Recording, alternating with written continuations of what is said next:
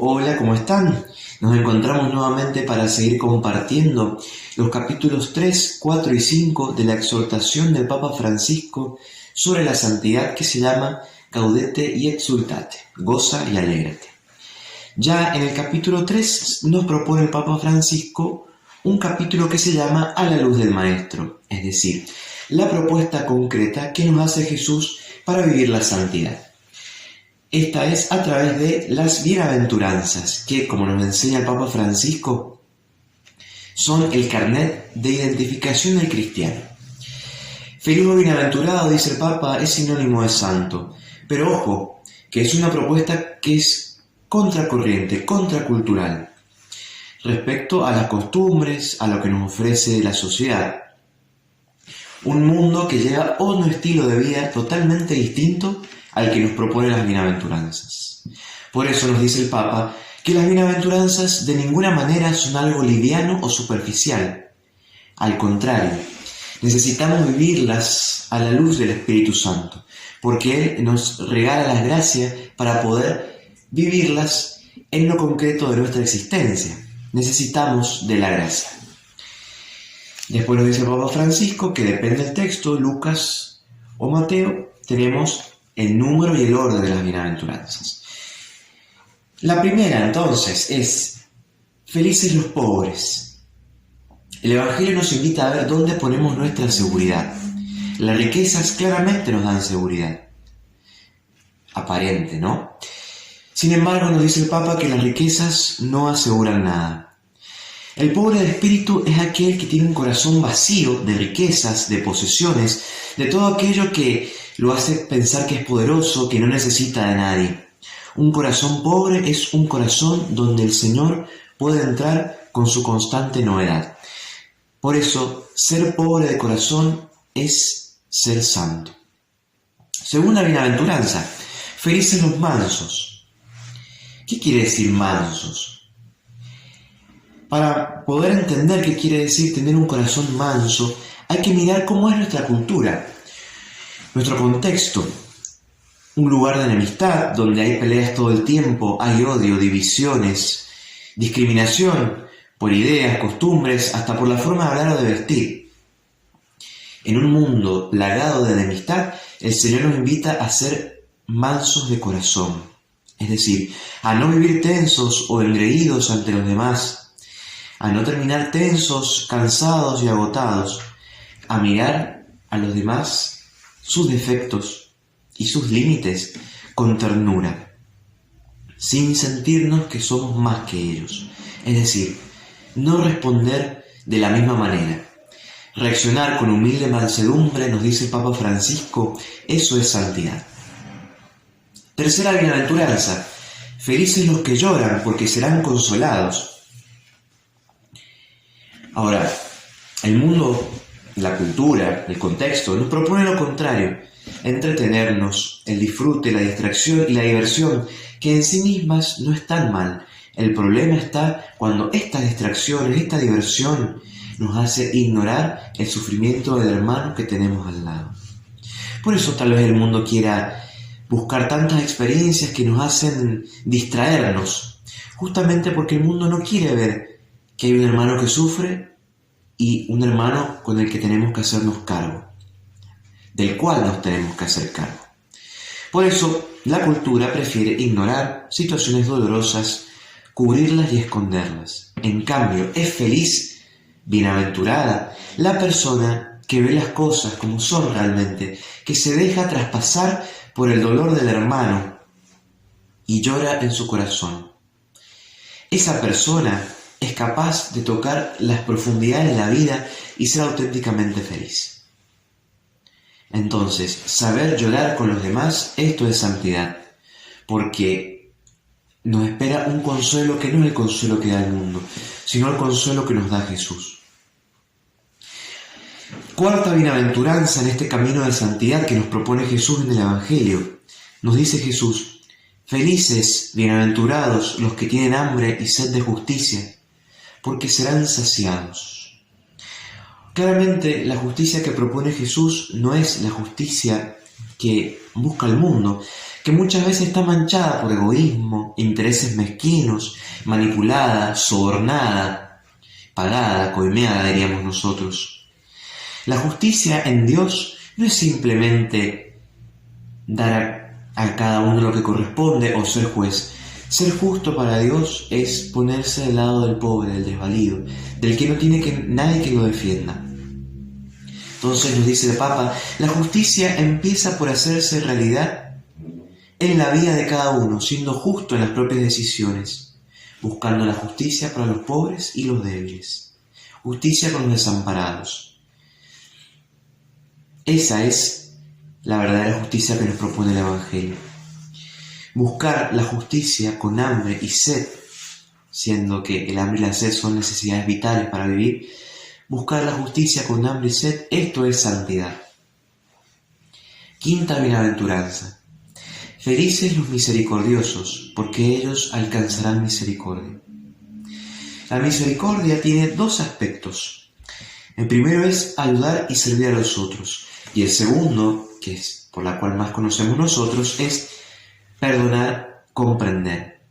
Porque dando y perdonando podemos reproducir en nuestra vida un pequeño reflejo de esa perfección de Dios, que Dios es pura misericordia.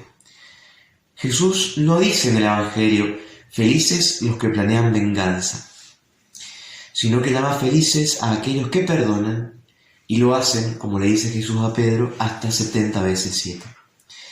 Mirar con misericordia es hacerse cargo del hermano y tratarlo con amor, sabiendo que todos nosotros somos un ejército de perdonados, somos pecadores perdonados, mirados con misericordia. Mirar y actuar con misericordia, nos dice el Papa Francisco, esto es santidad. Sexta bienaventuranza. Felices los limpios de corazón, porque ellos verán a Dios. Para la Biblia, el corazón implica todas nuestras intenciones, nuestras decisiones, cómo miramos a los demás. Un corazón que sabe amar no deja que entre en su vida algo que atente contra ese amor, algo que lo debilite o lo ponga en riesgo. Mirar a los demás con corazón limpio es mirar a los demás como realmente son, como hijos amados de Dios, no con otras intenciones. Entonces, mantener el corazón limpio de todo lo que mancha el amor y que tuerce nuestra mirada y que ensucia nuestra mirada, esto es santidad. Séptima bienaventuranza. Felices los que trabajan por la paz, porque ellos serán llamados hijos de Dios. Sabemos que el mundo está herido por diversas situaciones de guerra, de enemistad. Muchas veces nosotros somos agentes de conflicto y de división.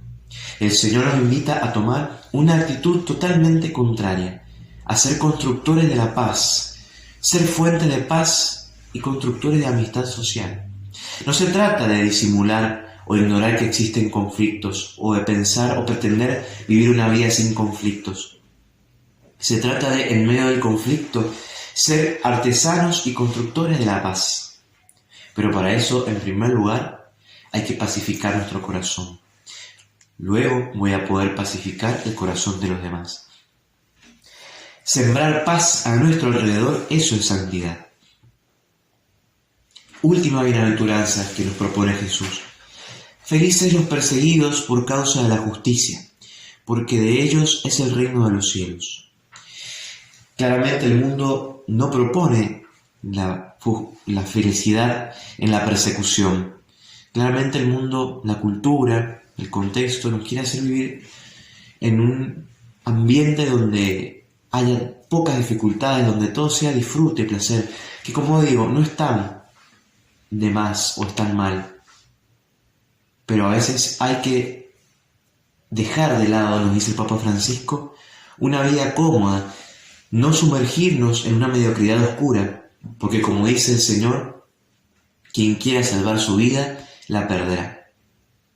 Entonces, si uno quiere vivir realmente el Evangelio, no puede esperar que todo a nuestro alrededor sea favorable. La cruz, nos dice el Papa Francisco, es fuente de maduración y de santificación. Pero hay persecuciones que son evitables. no las que nosotros nos buscamos voluntariamente por un maltrato hacia los demás, sino que la persecución de la que habla Jesús es la de vivir fiel, la que trae a vivir fielmente el Evangelio. Ahí hay gran consuelo, porque estamos imitando el camino de Jesús. Ahora bien, nos dice el Papa que hay un gran protocolo ante el cual nosotros tenemos que examinar nuestro camino de santidad. Es Mateo 25, el juicio final. Si buscamos esa santidad que agrada a Dios, tenemos que ver que Jesús nos pide obras de misericordia, que Él se identifica con los más pobres, los que están encarcelados, los que están hambrientos, los que están desnudos. Por eso, si queremos verificar cómo es nuestro camino de santidad, tenemos que hacerlo a la luz de este texto. Ser santos, nos dice el Papa Francisco, no significa blanquear los ojos en un supuesto éxtasis. Tenemos que saber descubrir a Cristo en aquellos con los cuales Él ha querido identificarse, dejando de lado dos errores. Pensar que ser cristiano no tiene nada que ver con la mística, que no tiene nada que ver con la oración, convirtiéndonos así en una ONG. También tenemos que pensar que es un error que el cristianismo no tenga nada que ver con lo social, pensando que es algo superficial, mundano, secularista. El culto que más agrada a Dios es aquel que une vida de oración, espiritualidad, con la vivencia del amor y la caridad, porque solo podemos verificar una auténtica vida de oración si nuestro amor a Dios y a los hermanos va creciendo cada día. La santidad también, y ya entramos en el capítulo 6, la santidad también requiere, como dice Papa Francisco, aguante, paciencia y mansedumbre frente a la ansiedad nerviosa y violenta que nos dispersa y nos debilita. Ser santos quiere decir también ser alegres y no perder el sentido del humor frente a la negatividad y la tristeza. Necesitamos ser audaces y fervorosos frente a la comodidad consumista y egoísta que nos propone el mundo. Esta santidad no se vive de manera aislada, nos salvamos en comunidad y siempre en oración constante, buscando el rostro de Dios y dejando toda forma de espiritualidad que es falsa. El santo es aquel que vive abierto a la trascendencia, es alguien que no soporta asfixiarse en este mundo cerrándose y entonces suspira en la oración por Dios. En el silencio de la oración podemos discernir a la luz del Espíritu Santo los caminos de santidad que Él nos propone. Por eso, la vida de santidad implica, y nos metemos ya en el capítulo 5, implica lucha constante contra el mundo y su mentalidad, contra nuestra propia fragilidad y miseria, y una lucha constante contra el demonio, que según el Papa, y nos enseña muy bien en esta exhortación, no es un personaje ficticio, es una persona que busca destruirnos y apartarnos del camino del Señor. Por eso es necesaria la vigilancia constante para no caer en sus garras. Y el combate se hace también a la luz del discernimiento, una gracia que nos permite descubrir las huellas del Señor en nuestra vida. El discernimiento, nos recuerda el Papa Francisco, no es un autoanálisis ensimismado, algo egoísta, sino que el discernimiento es una gracia por la cual nosotros podemos descubrir el camino que el Espíritu Santo nos va marcando. Recordemos entonces un camino concreto de santidad, las bienaventuranzas en el Evangelio, ¿sí? Vividas en la alegría, en la audacia, en el aguante, en comunidad y en oración constante, siempre con discernimiento y combatiendo, para poder ver cuál es el camino que el Espíritu Santo nos marca.